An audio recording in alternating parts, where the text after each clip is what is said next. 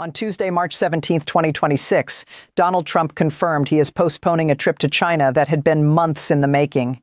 He was supposed to arrive in Beijing on March 31st and stay through April 2nd, the first visit by an American president to China since Trump's own first term in 2017, the first direct summit between the two leaders since they shook hands in Busan, South Korea last October and agreed to a one-year trade truce, and Trump canceled it. He pushed it back 5 to 6 weeks, standing in the Oval Office on St. Patrick's Day and telling reporters he would be resetting the meeting. But what he called a reset, Beijing called something else. China's foreign minister had already put the United States on notice. The key, he said, is for the U.S. side to meet us halfway. That is not the language of a country that is fine with being kept waiting. That is a message. And over the next few minutes, I'm going to break down exactly what that message means, why Trump had no real choice but to cancel, and what it tells you about the actual state of American power in this war. Before we continue, thanks a lot for tuning in. Your support is what keeps this show going, and I really appreciate you watching. Make sure you subscribe and like the video so I can keep bringing you these critical updates. Here is the sequence that led to this moment, because the cancellation did not happen in isolation. Trump and Xi had already agreed to a trade truce in October 2025 after a year of tariff warfare that briefly pushed levies between the two countries into triple digits. Both sides climbed down. China committed to buying 25 million metric tons of American soybeans in the 2026 season. The U.S. paused expansion of its blacklist of Chinese companies. Beijing paused its export controls on rare earth minerals. By all public accounts, it was working. Treasury Secretary Scott Bessent had confirmed that China was meeting its commitments. Chinese officials described 2026 as a potential landmark year for the relationship.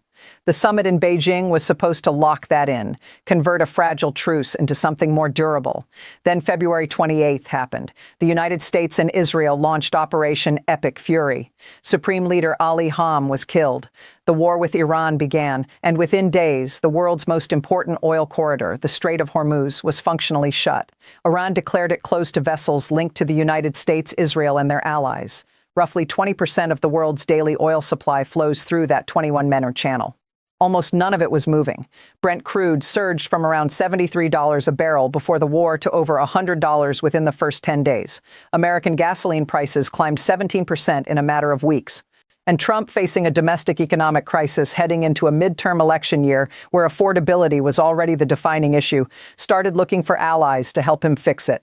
He found almost none. He called on France, Japan, South Korea, the United Kingdom, China, and others to send warships to the Strait. Germany's defense minister told the press flatly, "This is not our war. We have not started it." France said it would not act until hostilities stopped. Japan said the threshold for sending naval vessels was extremely high. Australia said outright it was not sending a ship. Spain warned that any intervention risked escalating the situation further. By the time the dust settled on Trump's request for a Hormuz coalition, he was essentially standing alone. And that is where China became the central variable, because Trump did not just ask Beijing to send ships. He tried to leverage the summit itself as pressure. In an interview with the Financial Times published on Sunday, March 15th, Trump said he wanted to know whether China was going to help before he departed for Beijing. He said, and these are his words, that China gets 90% of its oil from the Straits and that it should help. The message was explicit: help first, then summit. Beijing's response was not what Trump expected. China's foreign ministry spokesman Lin Jian said that head of state diplomacy plays an indispensable role in providing strategic guidance to the relationship. That line is diplomatic language, but the meaning is precise. Lin was saying the summit is important. It should not be used as a bargaining chip, and China will not be pressured into military action as a condition for a meeting. Chinese state media was considerably less restrained. The Global Times, a state-linked nationalist outlet, published an op-ed dismissing Trump's demand entirely. The piece asked whether this was really about sharing responsibility or about sharing the risk of a war that Washington started and cannot finish. That sentence was not published by accident. State media in China does not run op-eds that the government finds inconvenient.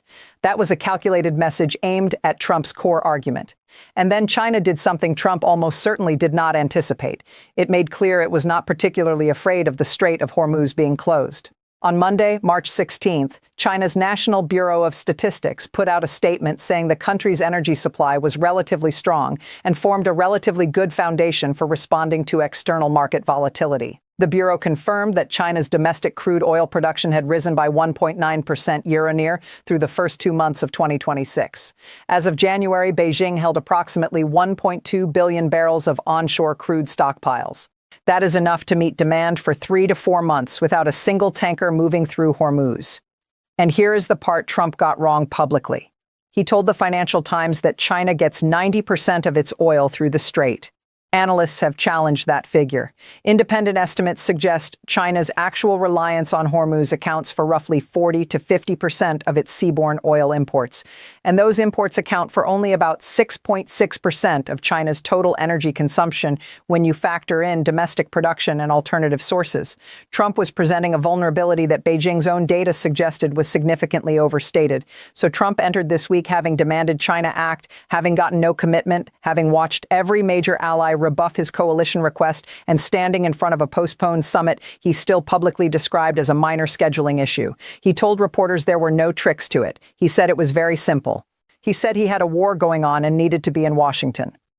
Besant went further in a damage control interview on CNBC the same morning, saying that if the meeting were rescheduled, it would be for logistical reasons. It wouldn't be delayed because the president demanded that China police the Strait of Hormuz. Besant said that statement is worth sitting with. The Treasury Secretary felt it necessary to publicly deny a reason for the delay that Trump had already implied several times. The White House was walking back the president's own framing in real time. There is a second layer to this that goes beyond entirely: the Paris talks. While Besant was downplaying the cancellation, he and U.S. Trade Representative Jameson Greer were in Paris sitting across the table from Chinese Vice Premier He Fang and Li Changgang, China's international trade representative. The talks were supposed to clear the runway for Trump's Beijing summit. They produced what the two sides called a preliminary consensus on some issues and an agreement to keep talking. But Greer walked into those talks carrying something Beijing did not appreciate. The Trump administration had launched new Section 301 trade investigations into China and 15 other countries the week before. The timing was not a coincidence. The Supreme Court had ruled in February that Trump's sweeping reciprocal tariffs, the ones he had imposed using emergency economic powers, were illegal.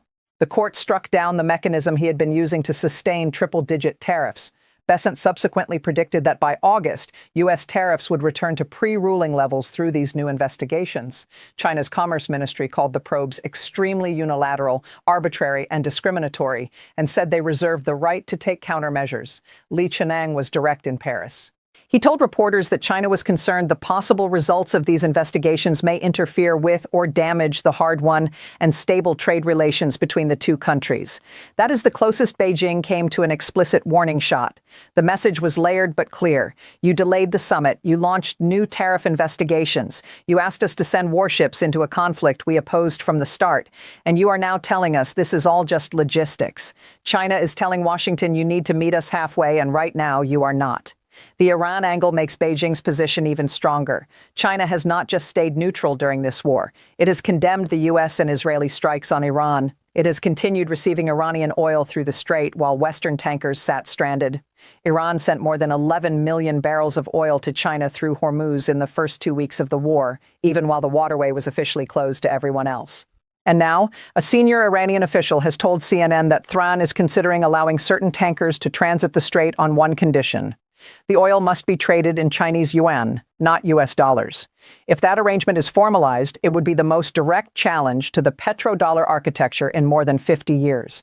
The global oil market has been priced almost entirely in U.S. dollars since the 1974 arrangement between Washington and Riyadh. A yuanic oil corridor through Hormuz would create a parallel track, one that bypasses the American financial system entirely. China's CIP payment infrastructure has been expanding. Yuan-denominated trades already exist with sanctioned Russian crude. Extending that structure to the world's most critical maritime choke point would not collapse the dollar overnight, but it would accelerate a structural shift that Beijing has been working toward for years. Trump said on Sunday he believes American-escorted tankers moving through Hormuz would happen soon. As of Tuesday, March 17th, no country had formally committed to the Hormuz coalition. Japan called participation legally complicated. South Korea said it was reviewing the situation.